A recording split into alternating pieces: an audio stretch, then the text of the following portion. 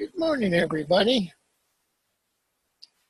I'm starting just a little bit earlier today because I do have a few things that I have to take care of a little bit later. Again, this is the Magic12 series. Magic12 series is just basically me reading from different books throughout the year. Hoping that there are people out there that either don't read and would like to have information on different books, or people that would just be interested in what I'm doing. The beauty of what I'm doing actually is the Magic12, and the Magic12 is basically based on the idea in reference to the Bible and Jesus Christ. Jesus had 12 disciples, and with those 12 disciples, he changed the whole world. And so that's kind of my concept and my belief. You get 12 apostles, or 12 people in your organization, you're going to change the world. And hopefully by reading the book,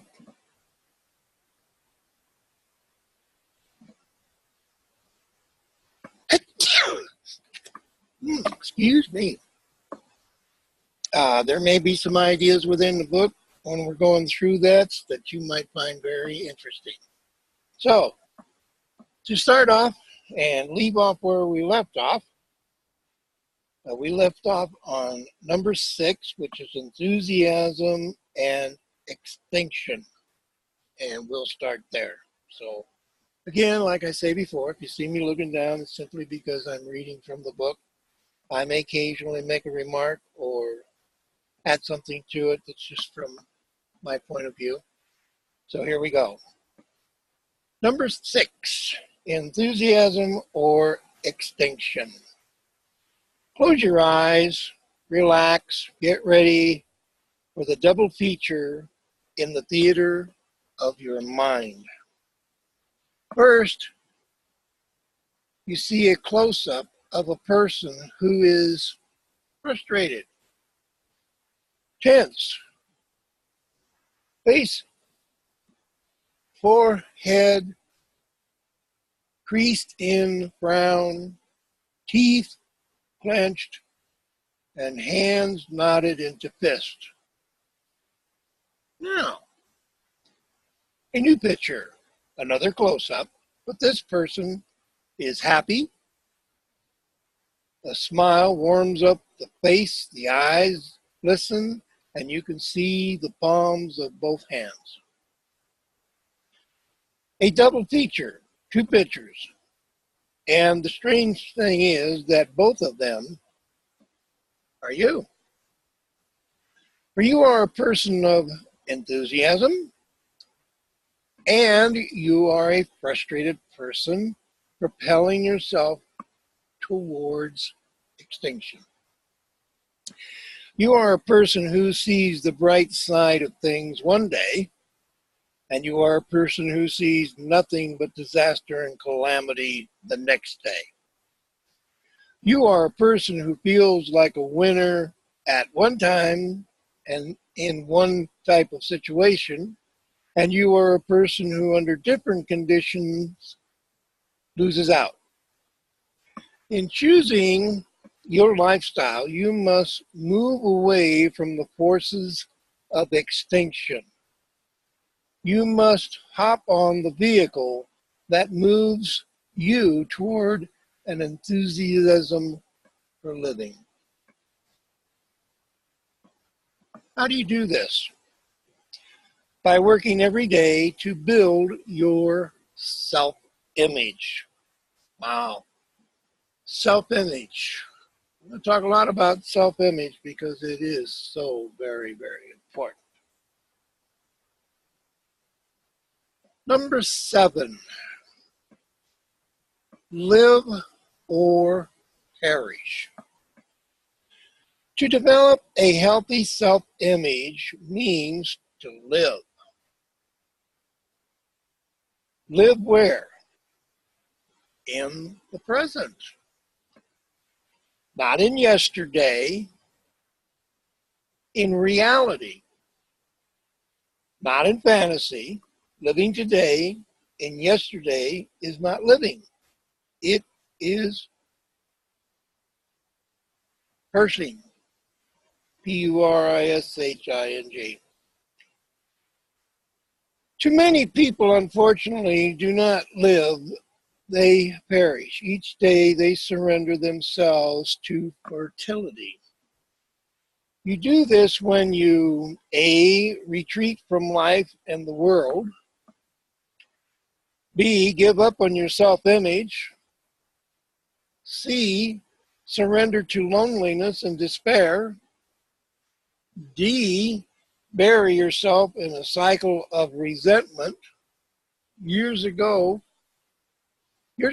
I spoke to a woman at a seminar in Arizona. It was a seminar for 300 dentists, and her husband listened as she talked to me. I feel miserable, she said. Why? I must be abnormal. I can't have children. Did you ever think of adopting a child? I don't know. It wouldn't be the same thing. Perhaps not, but it might be better. Anyway, 3 years later, this woman wrote me. She had decided to adopt a child, and in giving her love to this little child, she had found a fulfillment and then found that she could give more love to her husband. No longer did she feel inadequate. No longer did she feel abnormal. No longer did she live the life of half a human being. She had adopted more than a child. In the process, she had adopted herself as a full human being. She was perishing. She fought her way back to life. The death in life way is no way to live. You must live or perish. You live when you like yourself. You live when the image you carry in your imagination, the image of yourself, is pleasant and relaxing for you, so that you are not afraid to move out into the world into broad daylight. Number 8,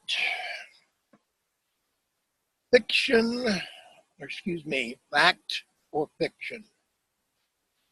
We spend so much of our time trying to make certain impressions on others that it is hard to get to know ourselves as we really are. Not the fictitious self we pretend to be, but the genuine person. Fact, not fiction, must be our goal. Reality, not masquerading what is, not what we feel should be.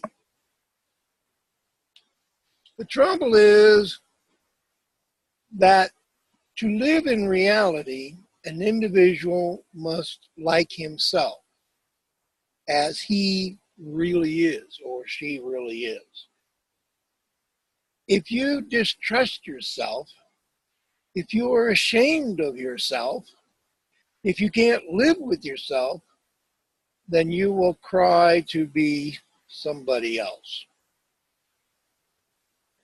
If, on the other hand, you use the confidence of past successes to give you a good feeling about yourself and your present undertakings, then you can accept reality. Then you can devote yourself to living a life of fact, not fiction. A healthy self-image that is your key toward achieving life in reality. Number 9, indecision or decision. That can be a big problem with a lot of people, and I'm one of them. Anyway, continue reading. Indecision means doubt, and doubt implies fear. Perhaps sometime in the past you made a bad mistake, and you're afraid to repeat this mistake. But remember this. Because you failed badly once, this does not mean you are a failure as a human being. Too many of us are undecided. We impale ourselves on the fence of indecision. Our goals are, we must overcome this attitude. We must learn to be decisive. We must set goals. We have the courage to make up our minds. We must have the courage to take a stand. We must make indefinite. We don't know where we're going. Decisions. To do this, we must overcome, the fear of past failures. We must also win out over the need to be perfect. Because when we become doers, when we set goals and take actions, we make ourselves vulnerable to the possibilities of failure. To be decisive, we must be able to accept the bad with the good and keep going.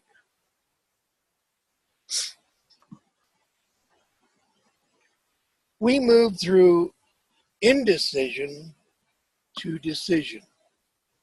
When we think enough of ourselves to accept ourselves, no matter what the consequences of our actions, then we can feel the capacity to feel decisive.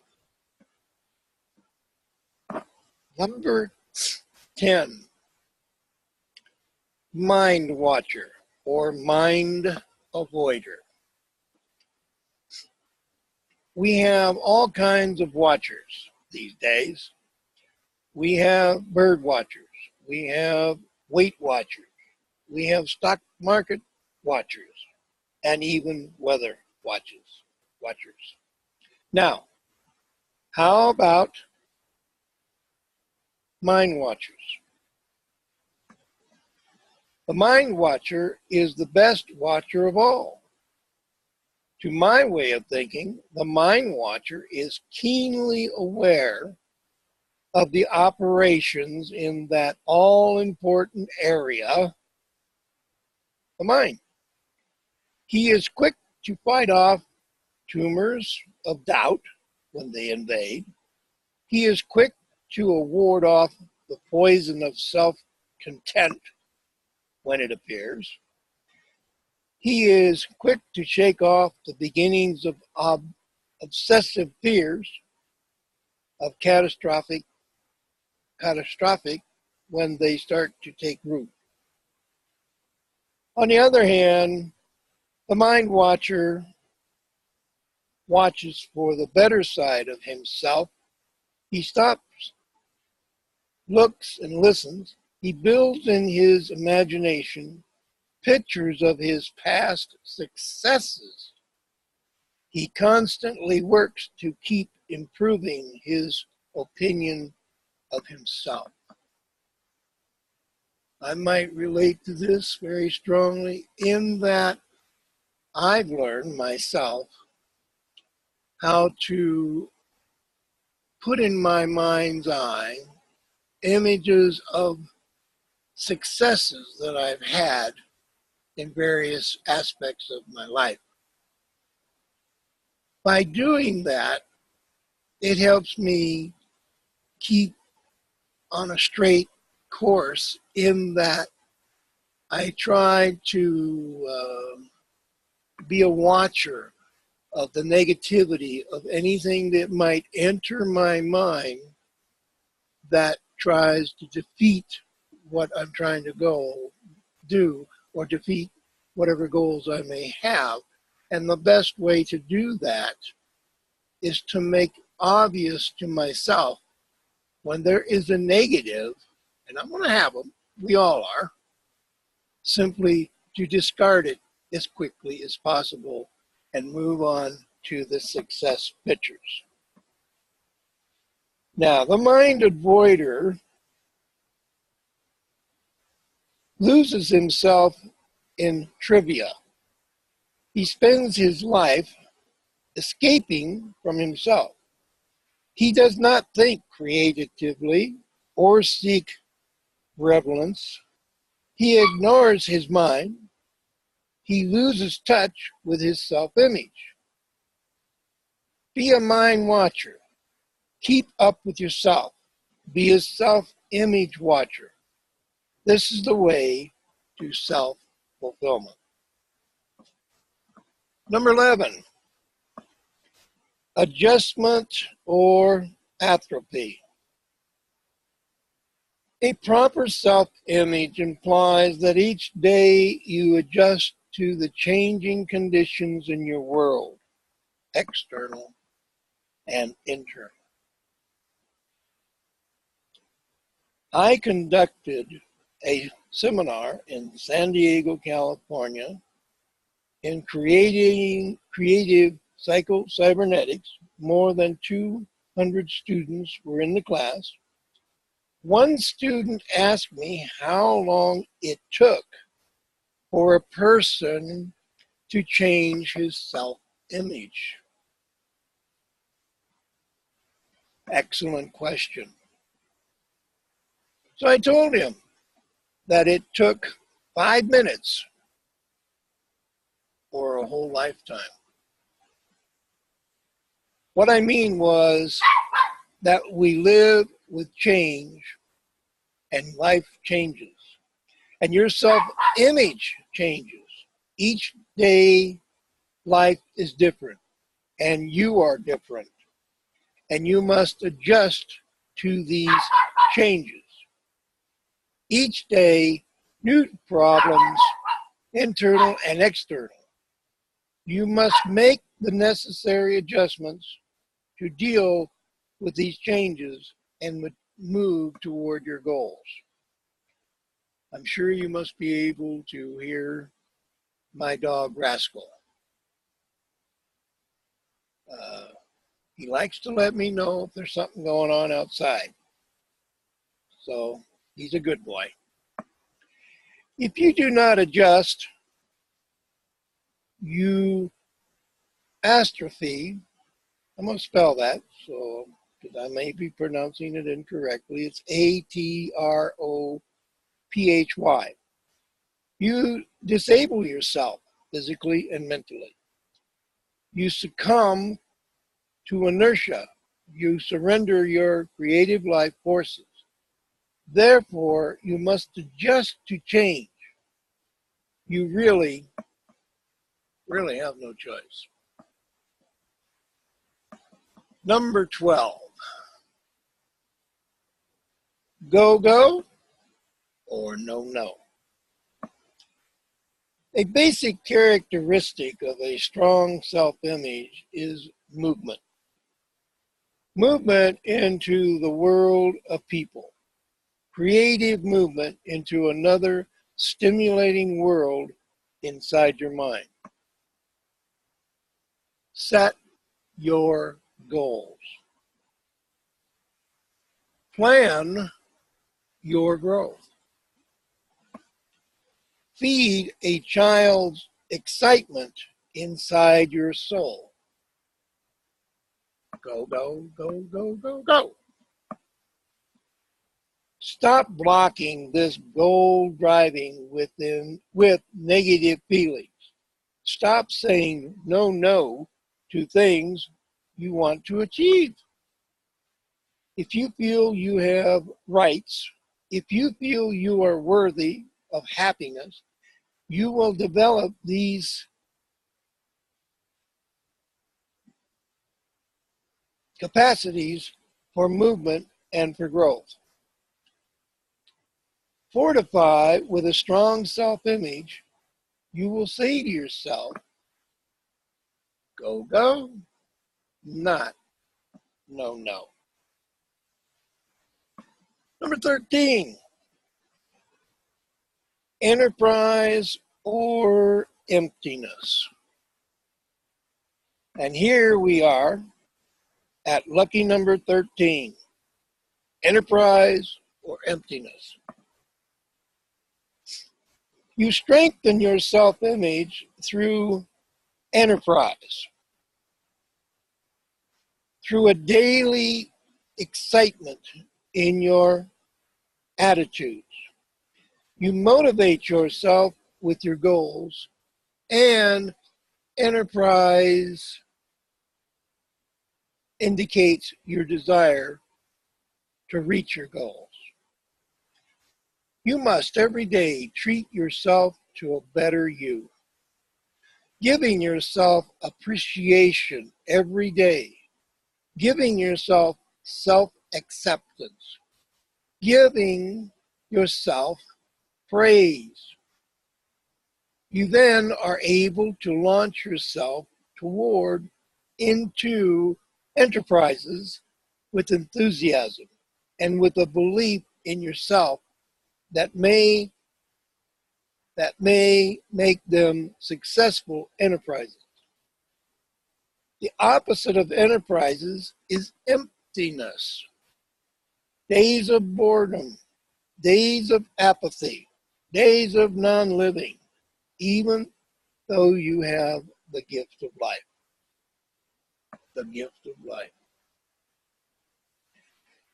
Each day you must resolve to move toward enterprise, away from the passive emptiness that is one of the tragedies of life today.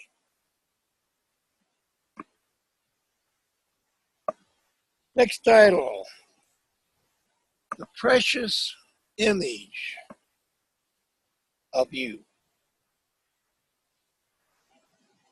So very, very precious. Your self-image is your peacemaker in your search for self-fulfillment. Without a strong self-image, the search is an illusion. This image of yourself is precious beyond calculation. No adding machines can total the extreme value of a healthy self-image, and no computer can measure it either. That's because within our mind, we have the capacity to be greater than any computer or any calculator or anything that you can possibly imagine. To consider the fact that the energy from the universe, which could be God or whatever you want to accept as what you believe, is flowing through you. And that force that is flowing through you is as great as the universe itself. If you believe that, it will help in reference to your self-image. We are luckily, most of us, not born in the image of Victor Hugo's grotesque, unfortunate Quasimodo. Quasimodo. I think I got that right. The Hunchback of Notre Dame, the half-blind bell ringer of the cathedral, doomed to dark deafness at 14 by the demands of his occupation. Quasimodo, with his huge head, mocked by people, howled by dogs. People would flee at the sight of him, fearing him. They isolated him. It was though that he could turn men to stone and frighten pregnant women into abortions. His intentions were far better than this. Poor Quasimodo. But who knew this? Changes are overwhelming. That physically you are not a Quasimodo. But how do you see yourself in your mind? Deformed without rights like Quasimodo? Or strong and healthy as you should see yourself? Your self-image is your most precious asset. Make it a daily task to build it, to nourish it, and feel it. As a creative mind watcher, work to build this precious asset of yours every day of the week, every day of the year. And as you work to build this image of yourself, you move toward your self-fulfillment. As a human being in a changing, trying, complicated world, you nevertheless insist on your right to happiness, to achievement, and to fulfillment. Now, briefly, to relate just a little tiny bit, I often say that when I was in junior high, there was a term used that expressed what they thought of different people, and I happen to be one of them. They would refer to you as a wallflower, which basically meant that you were shy, bashful, timid, and really didn't talk to too many people because you were afraid to. Well, I like to tell people that way back then, if you think of the wallpaper, I used to think of myself as the person behind the wallpaper. That's how bashful and that's how shy I was in junior high. And those paradigms lived with me for many, many, many years. So sometimes it is difficult to share with people that see you as I see myself now, who I really am. And it's difficult to have them believe, as they listen to me talk, as they listen to me record on YouTube, that there was a time in my life that I was behind the wallpaper.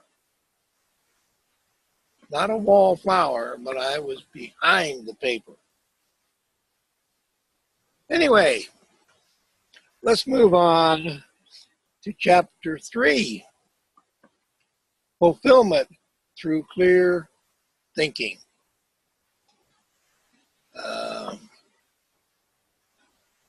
So I'm going to go ahead and start reading again. You work to fulfill yourself. No, I'm going to spell it because I'm not sure what it is. Dilettanti. Dilettante. No, I can't pronounce it. So what? Are you? You do not expect miracles or help from unknown sources. Your help, and you understand this realistically must come from yourself.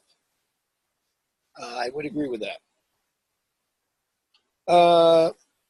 You accept no heavenly interventions in your own behalf. You know very well that no intermediaries on earth will come to bring you everything you need. Other people, too, have their hands full coping with life's problems. So fulfill yourself in the many todays which constitute your life. You must bank, basically, on yourself. Trusting yourself, believing in yourself, creating a self-image that you are aware within your own self-image that you can and will go out and do whatever's necessary to get done that which you want to do. That is extremely important. You know this, and while this knowledge may take you out of the realm of fantasy and daydreaming into the world of reality, you accept this world, for it is the world. As a child, you may live with your daydreams and pretend they are real. As an adult, you are through with daydreams. In this world of reality, in this often difficult world of reality, you bank on yourself, on the strength of your self-image. If, me talking now, if you do not have a good self-image of yourself, you may find it very difficult to survive in this world. But if you do have a good self-image, you have a much higher probability of surviving in this world. Back to the book. And as we learned, you work to build this key asset of yours. Key asset of yours, I want to emphasize that, key asset of yours is your self-image. Very, very, very important. Now we are attempting to build a fine highway, a superb highway, paved with first-class materials, paved with solid materials that will not betray. This highway may or may not lead to New York, to Chicago, to Los Angeles, or to St. Louis, or even Miami. It will lead to your self-fulfillment, chances are. This is the intended destination of our invisible but oh so real highway. What's that real highway? That real highway is your self-image.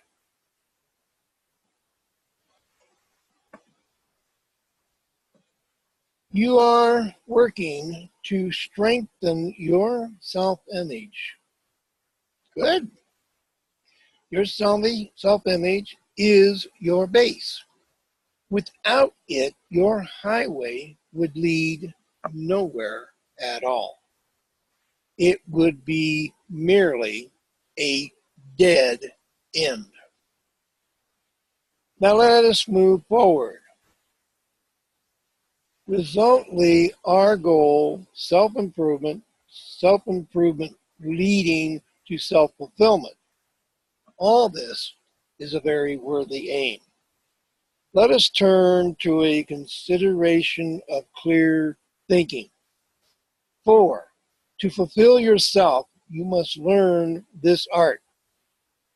The devout and immovably rigid materialistic may see little in clear thinking except as relates to his quest for tangible possessions. And yet, how can you possibly fulfill yourself without mastering it? How can you feel peaceful inside when your thinking is muddled? I am not one to undervalue material things. In truth, I like my comforts and possessions.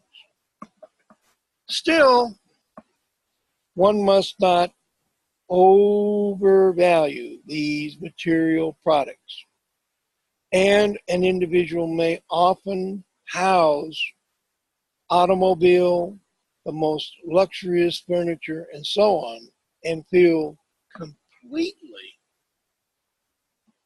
unfulfilled. If his thinking is torturous and confused, and so we will examine the components of clear thinking, spelling them out for you so that we can move toward mastery of this most important ability. Okay? We're going to start with the meaning of clear thinking. First, let us devour further into the meaning of clear thinking. You must realize at the outset that thinking is in itself a worthwhile goal. And that when you cultivate in yourself a desire to reach this goal, you are already moving constructively because effort represents the launching pad of accomplishment. Well, that's a mouthful in one paragraph. It really is. It comes down in my mind as once you start action and you move forward, then the train is already on the track. It's our job to keep it on the track so that it reaches its destination. Back to the book. For the desire is your takeoff point. This desire is your countdown point. And while your countdown will not result in your rocketing off into outer space, it may enrich your examination of inner space. The inner space in your mind, so important to your happiness. Interesting in that many of us have already created some degree of fear that we need to get over about digging into our own mind to discover who we really are. I would venture to say that most of us, maybe as high as 90% or more, may not know who we are. And so it can be quite a daunting movement for some people. Back to the book, I'm sorry. How do you fire up your desire to think clearly and creatively? You repeat and repeat to yourself your realization that in pushing to frustration your innate need to live the good life and feel happy. The art of thinking is one of your great gifts. If you neglect it, you're neglecting yourself. Do you, upon awakening, neglect to eat your breakfast? then do not neglect to work at building your capacity for clear thinking.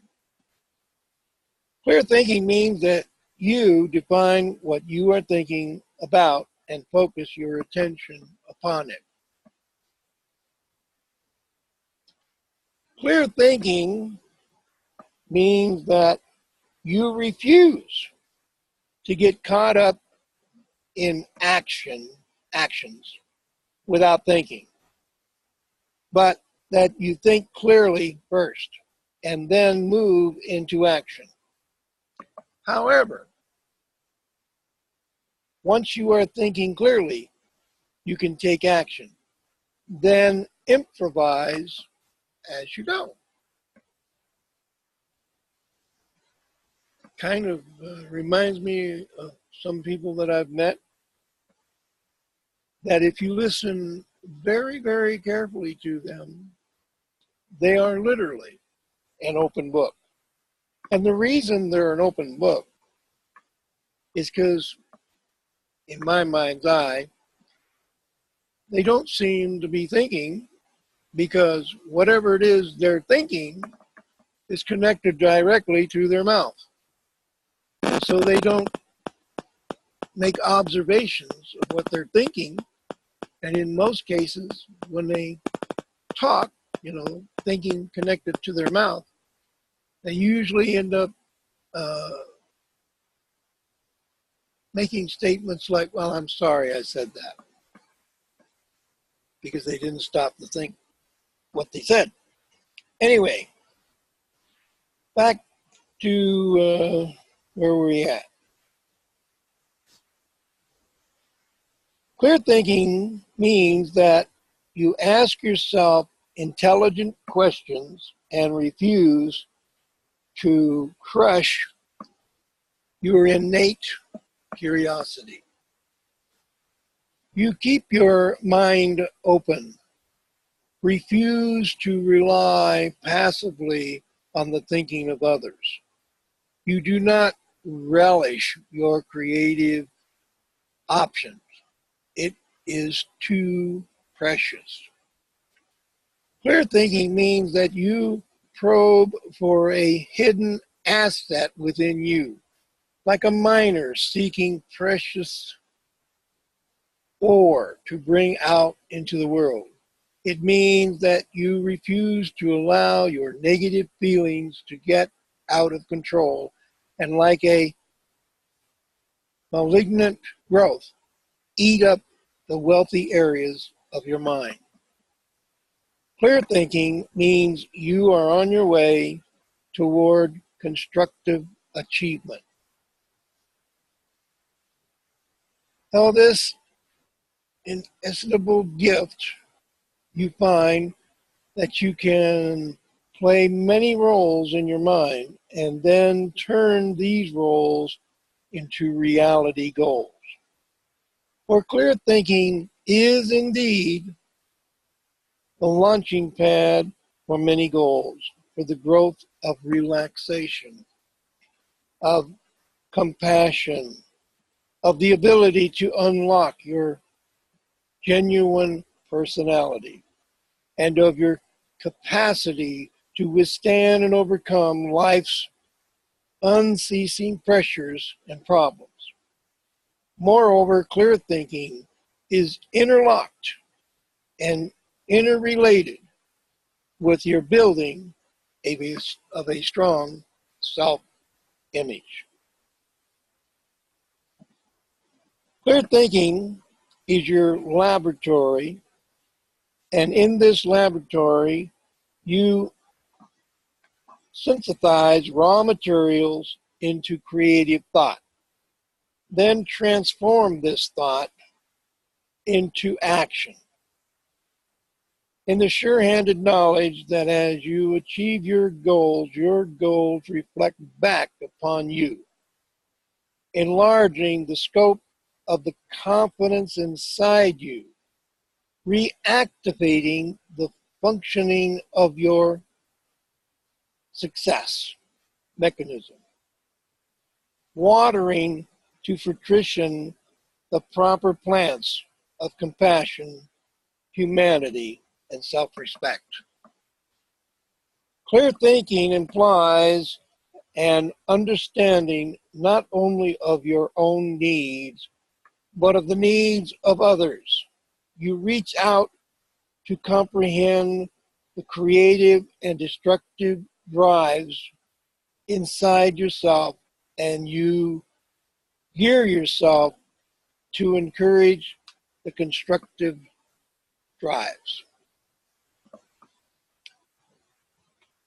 Your clear thinking leads you on to the development of good habits. You work to build up a chain of positive habits that will move toward your activating your success mechanism, toward the achievement of mature happiness, toward overcoming life's pressures and turning them into opportunities for expansion and emotional growth. As you learn to think clearly and creatively, you become your own judge. Not a hanging judge, but a sympathetic judge who will be on your side.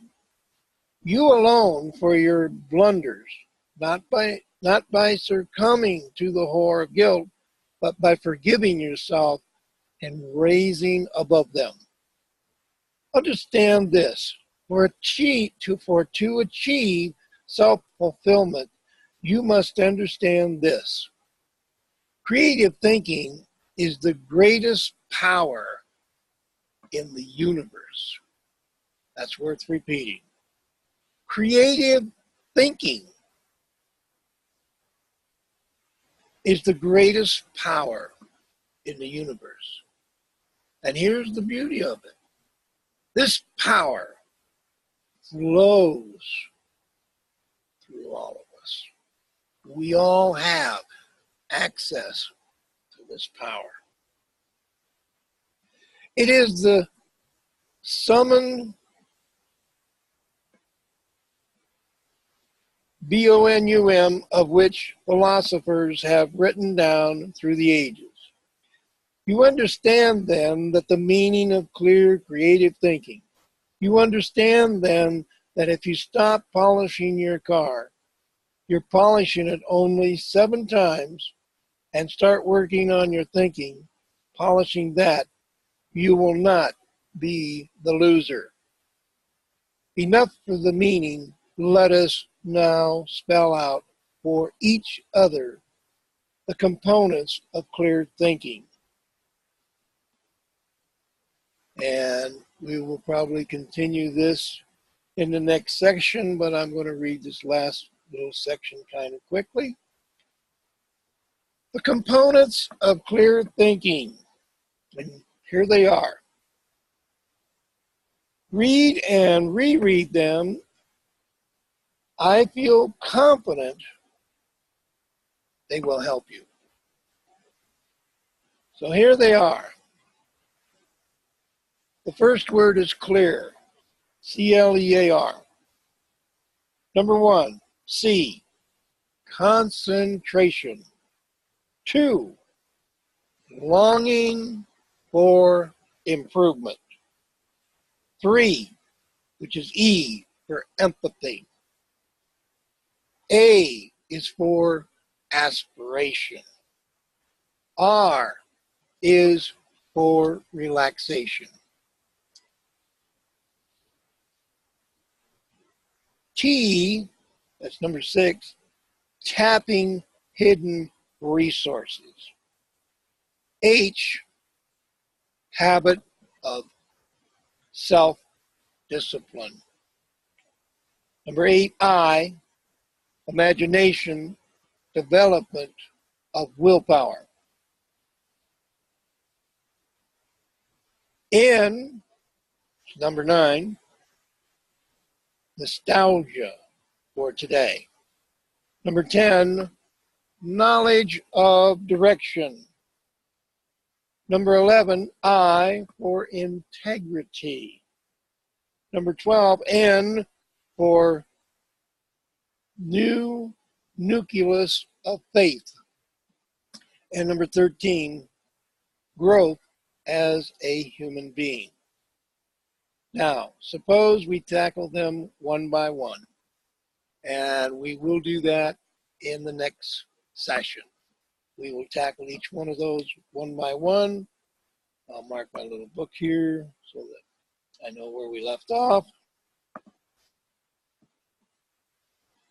In closing, I would like to say that I hope and pray and know, actually, that many of you will enjoy what I'm doing. If you stick with me through the year, it is something that I've never done, so that ought to be fun, but it also may be something you've never done, and that's read 12 books in 1 year. I think the best I've ever done in my entire life is read 2 books in 1 year. That must have been a hell of a good year. But that is a success.